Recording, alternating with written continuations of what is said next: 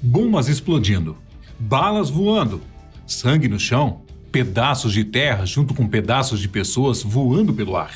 Enquanto mais bombas e balas continuam vindo, a vida de um soldado na Segunda Guerra Mundial não era nada fácil.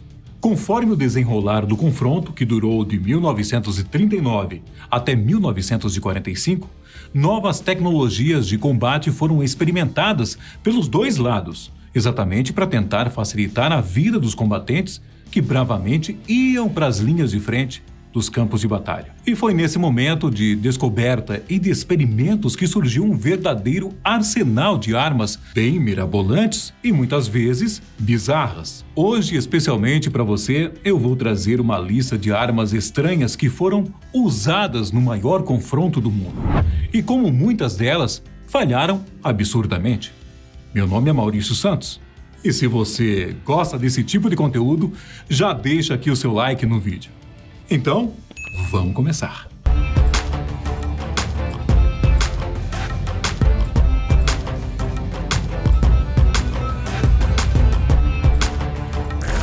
Como eu estava dizendo, a vida de um soldado nos campos de batalha da Segunda Guerra era um verdadeiro caos. Um simples passo em falso e você poderia ser atingido mortalmente ou pisar em uma bomba. Tudo conspirava para te matar. E não é à toa que a Segunda Grande Guerra seja o embate mais mortal da história. Cerca de 20 milhões de soldados perderam a vida.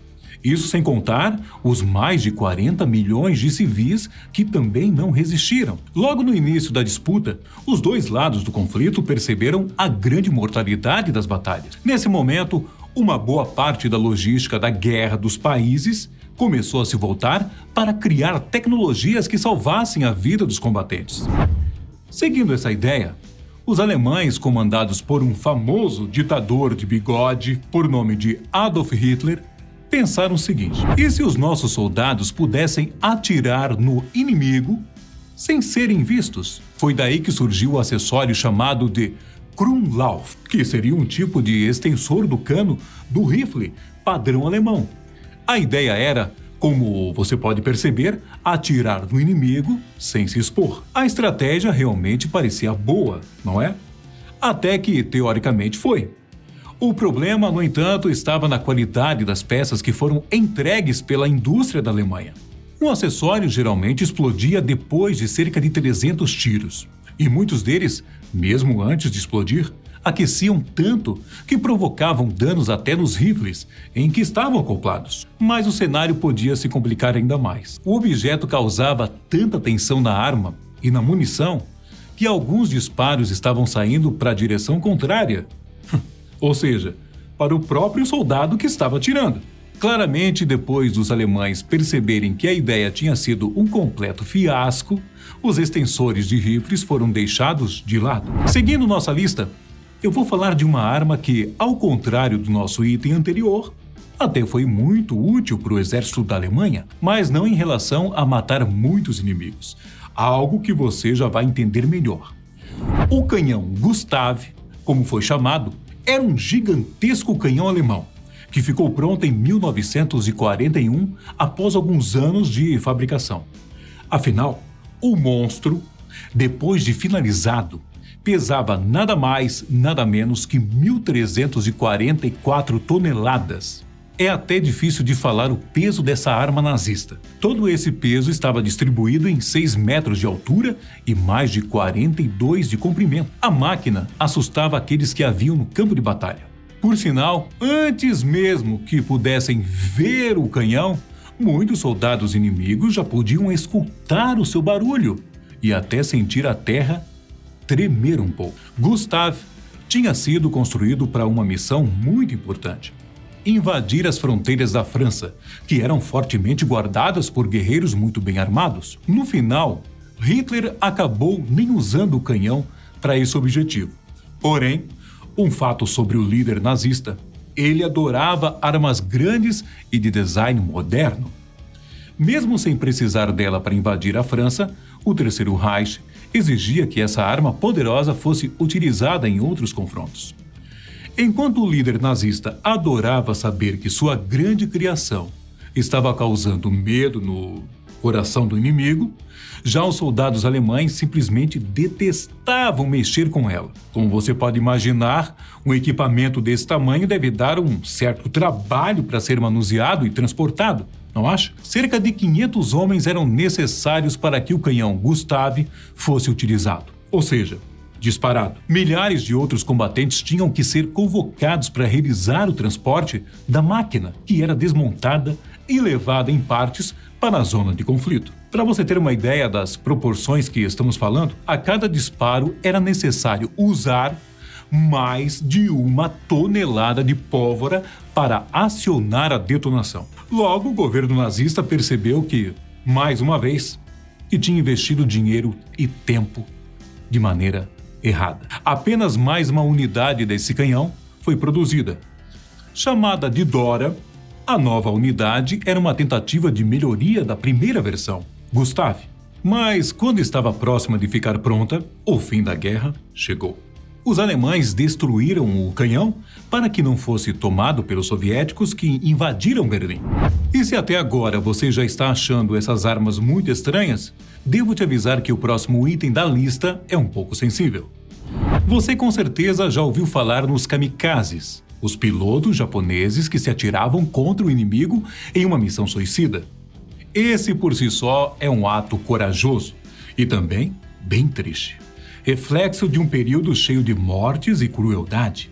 Mas não são desses bravos guerreiros japoneses que eu vou falar, e sim de um outro método parecido, pelo menos no sentido de transformar uma vida em uma arma. Os russos, no começo da guerra, eram um dos que mais sofriam nas mãos de Hitler. O líder nazista quebrou um acordo de paz que os dois países tinham e começou a invadir a Rússia com muita fúria. Os russos ficaram em choque.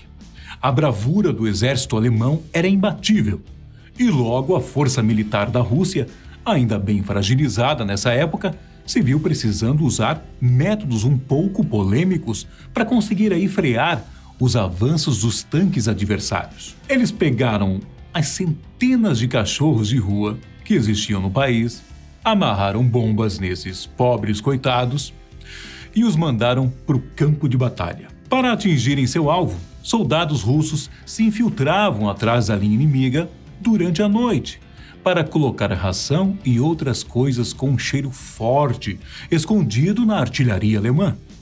Na hora da ação, a maioria dos cachorros simplesmente sumia. Muitos, porém, chegaram a acertar o alvo.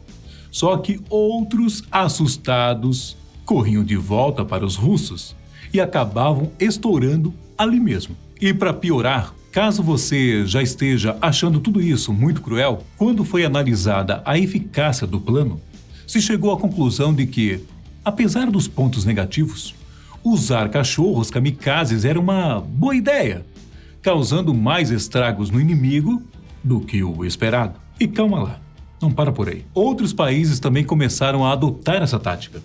Os russos criaram até um programa de treino para cães-bomba, algo que perdurou até 1996, ou seja, não faz tanto tempo assim. Sim, até essa data os russos mantinham um programa de treinamento para ensinar esses cachorros a não fugirem na hora de cumprir aí a sua missão.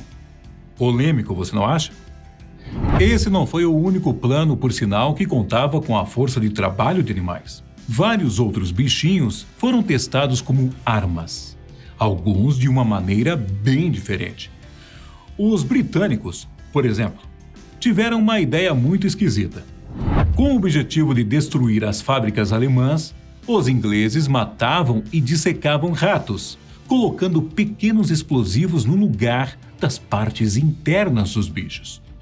Os britânicos tentavam enviar esses ratos pelo esgoto, um plano que deu errado, já que foi facilmente descoberto pelos alemães. Porém, conforme a inteligência britânica, existia um ponto positivo na tentativa. Acontece que os liderados por Hitler não sabiam qual era o tamanho do plano e, por isso, paralisaram a produção nas fábricas durante vários dias.